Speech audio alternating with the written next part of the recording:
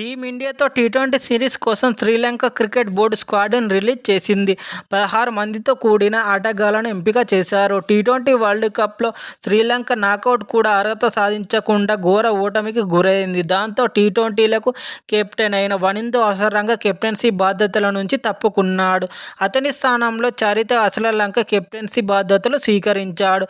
తాజాగా senior players అయిన అంజిలో Mathews, Dhananjaya డిసిల్వను ఎంపిక చేయలేదు. వారి స్థానంలో యువ ప్లేయర్ను ఎంపిక చేశారు. 7 ఇయర్స్ ఓల్డ్ అయిన చమింద విక్రమసింఘను ఎంపిక చేశారు. లంక ప్రీమియర్ లీగ్లో అద్భుతంగా ఆడిన కుశల పెరేరా, అవిష్క ఫెర్నాండో బౌలింగ్లో హషిత ఫెర్నాండో 13 వికెట్లతో సత్తా చాటాడు. దీంతో అతన్ని మళ్లీ జట్టులో స్థానం సంపాదించారు. శ్రీలంక స్క్వాడ్: చరిత అసలంక కెప్టెన్, పాతున్ నిశంక, కుశల పెరేరా, అవిష్క ఫెర్నాండో, కమింద మెండిస్, దినేష్ చెండిమల్, కుశల మెండిస్, దశున్ షెనక, వనిందో అసరంగ, దునిత వెలులగే, మతీష తీక్షణ, చమింద విక్రమసింఘే, మైతీష పతిరాన, నువున్ తుషార, దుష్మంత చమీర, బి ఫెర్నాండో ఉన్నారు. Please subscribe my channel. మరిన్ని అప్డేట్స్ కోసం నా ఛానల్ని సబ్స్క్రైబ్ చేసుకోండి.